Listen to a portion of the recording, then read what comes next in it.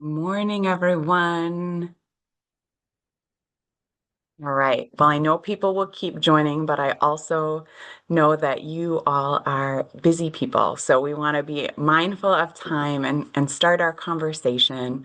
Again, thank you all for taking the time out of your busy days to join us. We are really grateful to have this conversation, kind of look at some of the trends that we're seeing, some of the food groups' responses, and then leave some time for questions for sure. We have a great mix of folks joining us this morning, plenty of people who kind of interact with this work in a lot of different ways. We have fabulous food shelf partners, other community partners, folks who are part of the Food Group's Lived Experience Leadership Cohort. We've got volunteers, funders, donors. So anyway, thank you all for being here, and really glad to be in virtual space with you all this morning. Many of you are likely probably pretty familiar with the work of the food group, but for those who are less familiar, welcome.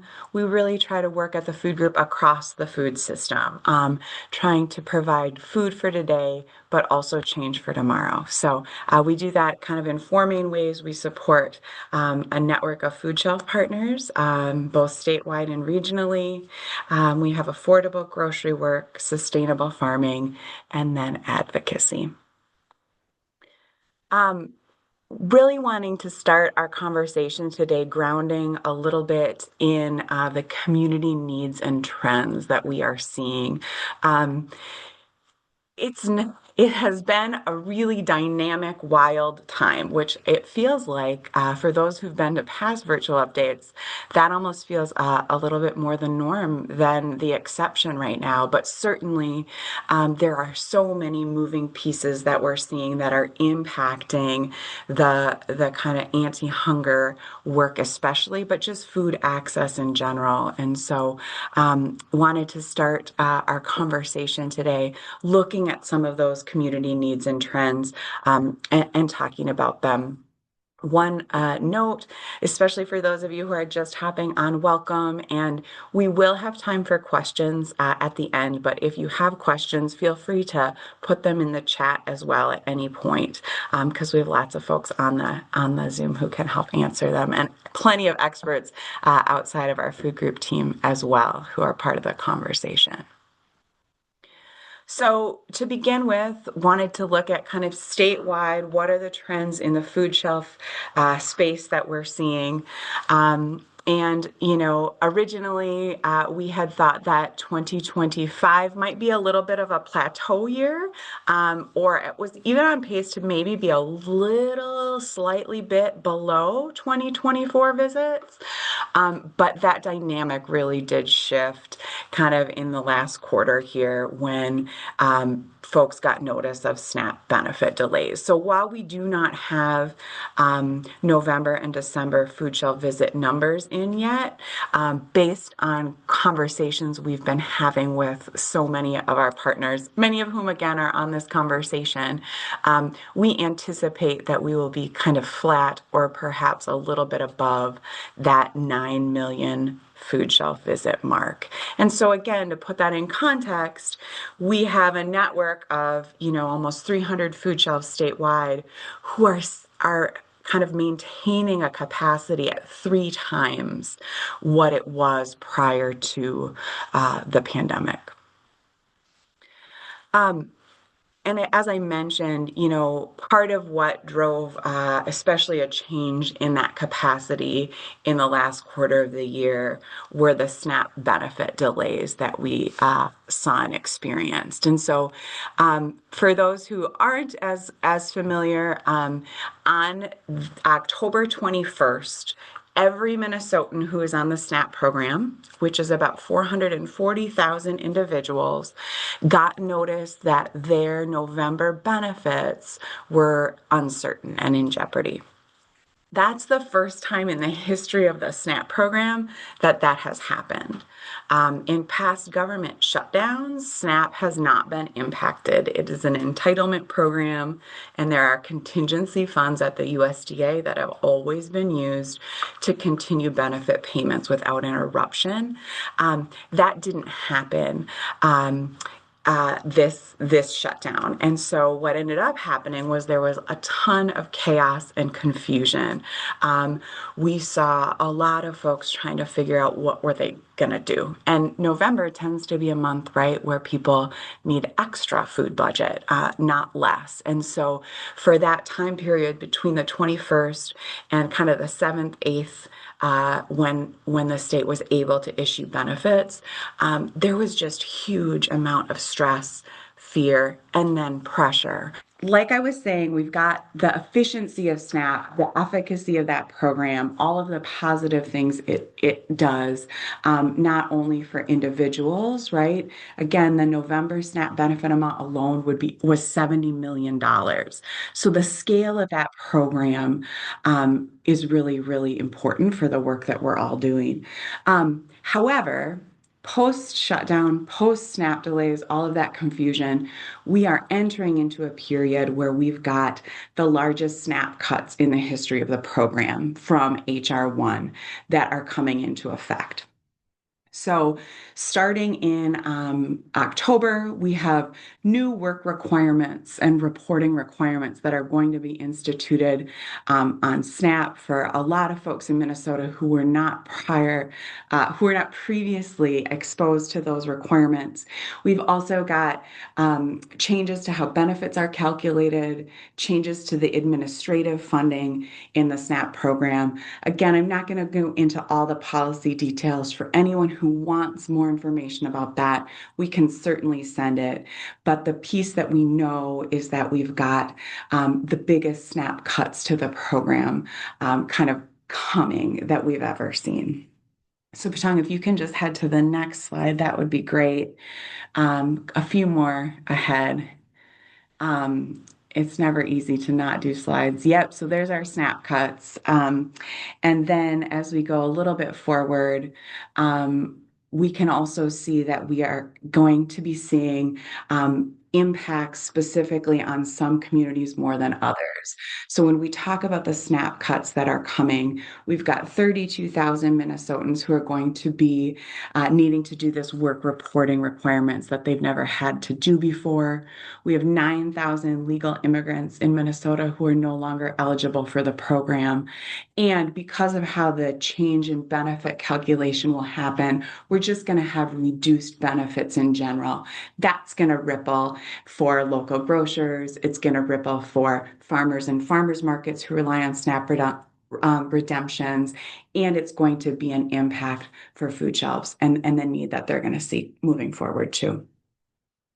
In addition to the SNAP cuts, we're looking at the free food landscape and seeing some concerning trends there as well. So when we look at the foods that are distributed from the federal government through food banks to food shelves across the state, you can see that there is a real reduction there. There was a lot of additional free food that came through that program, again, kind of post-COVID, that really has not been renewed. And so we're seeing kind of stress in the system there as well. And then moving on, we'll kind of cruise through a couple of these. We're definitely seeing more uncertainty in the government grant support landscape.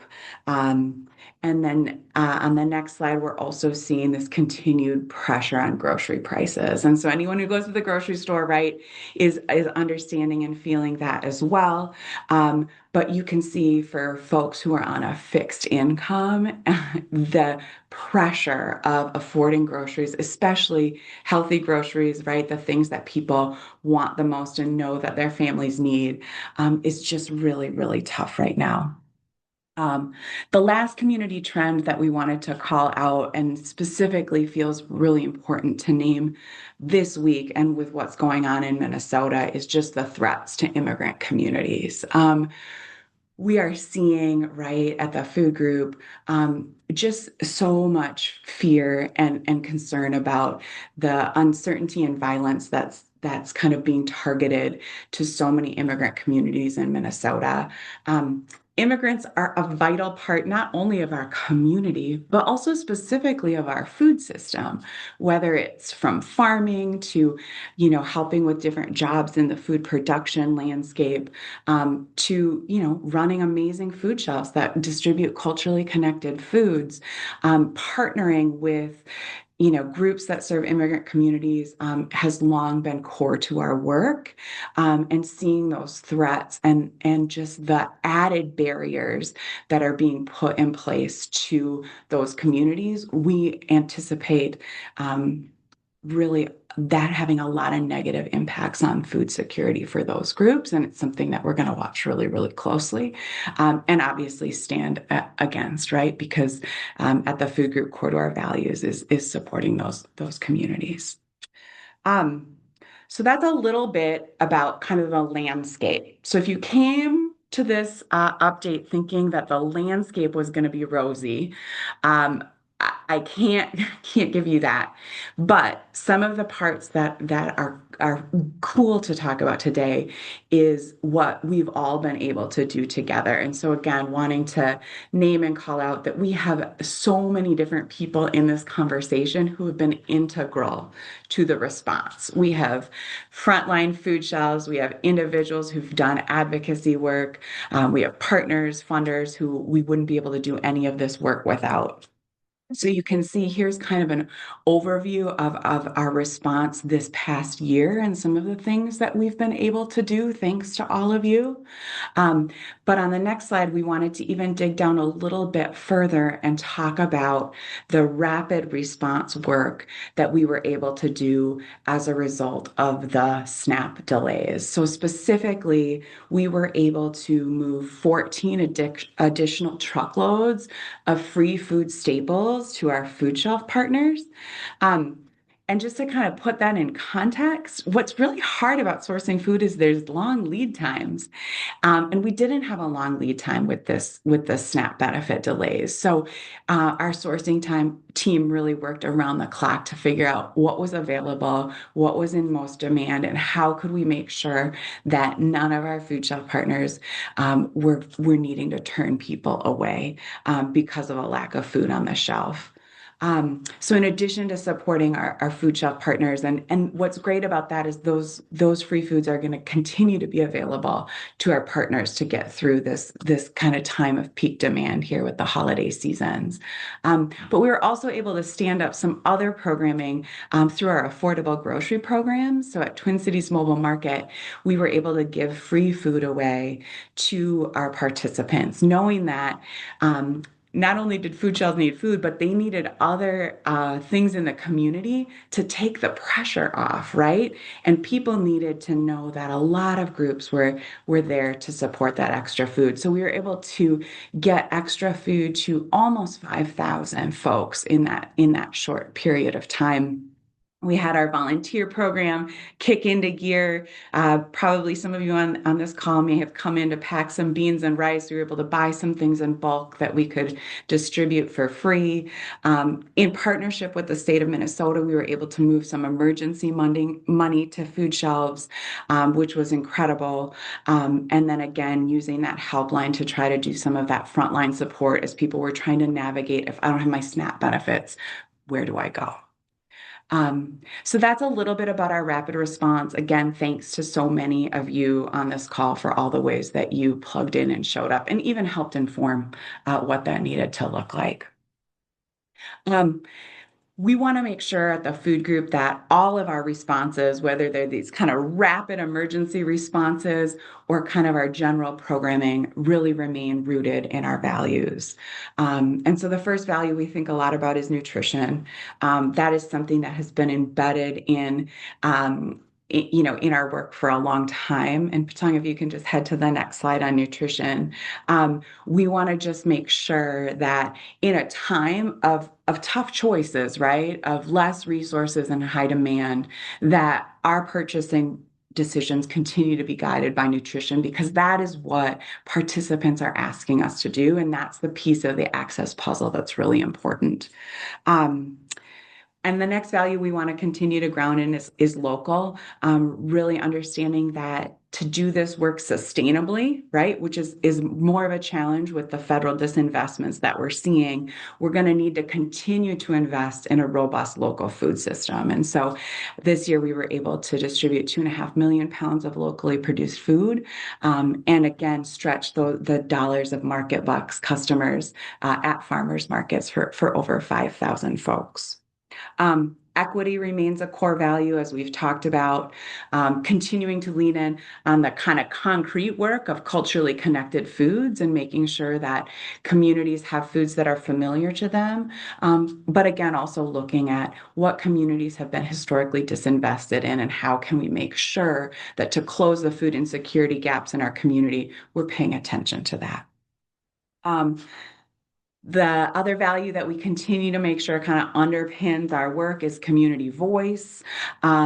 We are so proud of a lot of parts of our work, but truly one of the things that we are most proud about is the amazing lived experience leadership cohort that we have of activists and leaders who have lived experience of food insecurity and get to shape our policy agenda, get to tell their stories to lawmakers, and get to shape all of the things that we're doing to make sure that there are solutions that matter. Additionally, the community voice of so many of our food shelf partners, again, many of whom are on the call, and making sure that again that we're trying to respond to those emerging needs and fill the gaps that we're seeing. The last value we continue to ground in is systems change. Um, we're in a tough time in terms of the budget landscape at the state, the federal kind of realities.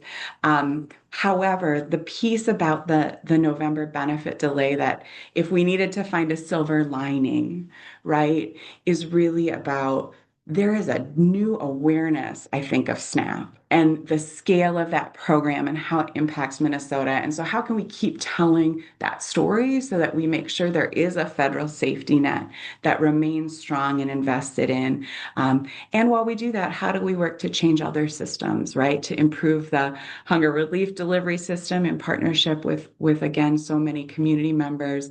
How do we look at the local food system? How do we kind of put all of that together hyper locally, regionally, at the state and then federal level? Um, and kind of in all of that, how do we keep looking for innovation? And it is hard to do rapid response work and innovation. Um, but it almost feels imperative that we all work together to do both. So when we look at our theory of change at the food group, we really are looking for a more just and equitable food system. And the truth is, our food shelf visits were at capacity before, right? Our system has been under strain for a while. Local farmers have had a hard time entering the market for a while. And so it does not feel like what we're called to do right now is kind of hold things together or, kind of get in a bunker and hope for the best. It really feels like this moment of kind of crisis and disruption is going to call for some new models, some innovation. And certainly we don't fully know what that looks like, but we'll be talking to many of you on this call about how we can do that. What are some new things we can try so that, again, in this time of so much change and transition, we can look for new ways to do this deeply engaged problem solving and again, look for some more cross-functional and cross-sector partnerships, which I think are going to be key, especially with all the changes that are happening federally. So that is a little bit of an overview of what we're up to. Wanted to definitely create some space for questions. If there are some, people can certainly share questions in the chat. Otherwise, if you want to come off mute and share a question, that is just fine as well. So we've got a few minutes for questions, even though I had to spend a couple minutes running from my office to find a working computer. But what questions do folks have?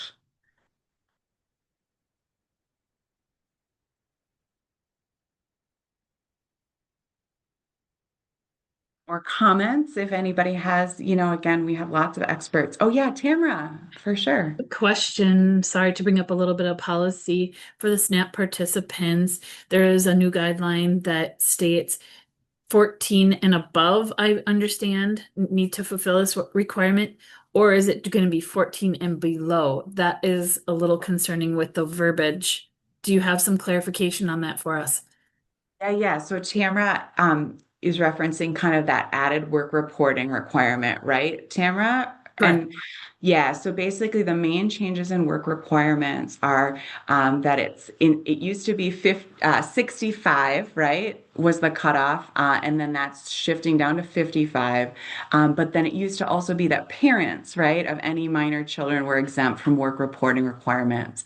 And now parents with kids 14 and under will be exempt from work recording requirements, but parents with kids who are, 14 to 18 will need to do those reporting requirements. And what's been tricky about all the reporting requirements, and Tamara, really appreciate you bringing that up, is that there just hasn't been a lot of clarity. So for folks who are on SNAP who know they might be impacted, there's just not a lot of clarity that's being provided to the counties, right? Because there's not a lot of clarity being provided to the states. And so lots of confusion of how that will roll out and how we can do it in a way that like at least mitigates some of the harm. So more to come, Tamara, for sure, but hard that we don't know more.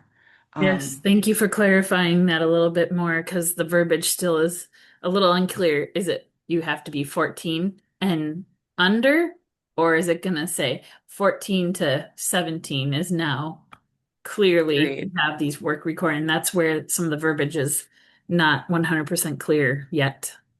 1,000%, 1,000%. And I think that reminder that these big policy decisions directly impact people's lives. And so, in the gap between when a policy is discussed, right, and when it's implemented, there's just so much confusion and chaos. So, thanks for that, Tamara. And then there's another question in the chat that talks about Fair for All, which is one of our affordable grocery programs. And someone mentions that their distribution location has been stopped. And so asking a little bit about the changes with that program. And so, that it has been a really interesting time to try to look at all of our programming at the food group and make sure that we are being as efficient as possible, given all of the threats that we're seeing and all the ways we need to respond. So, as part of that kind of look at our programming, we did make the decision to close some of our sites that did not have as high of community participation. And that's always like one of the hardest decisions ever.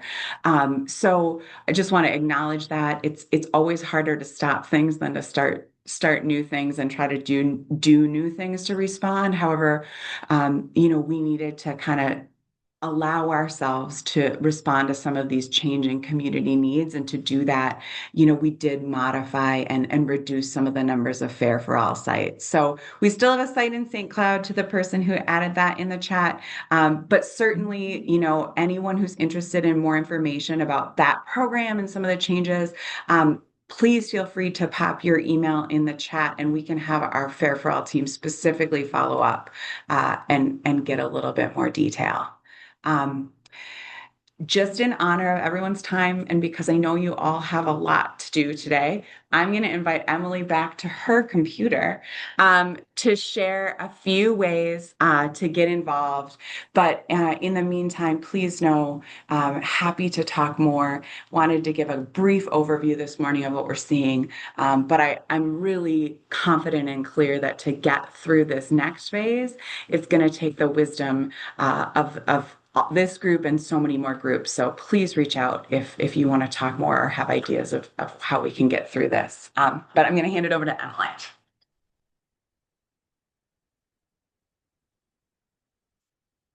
Hi, everyone. I'm Emily Eddy White. I am Director of Advancement and Culture here at the Food Group. Thanks again for taking time to join us this morning. Your support and care means so much and makes such a difference.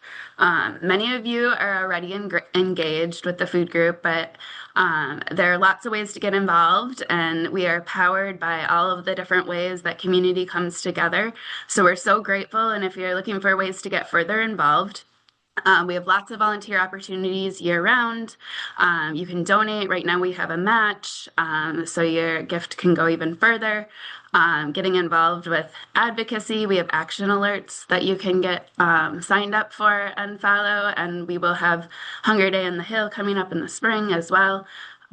We do virtual cash drives with different partners. We encourage everyone to buy from our farmers that we work with and local farmers, support local food shelves. If you have questions on your local food shelf in your area, we're happy to connect. So important to connect and support food shelves all across the state. And then follow us on social or check us out on our website. And don't hesitate to reach out. Thank you so much again for joining us.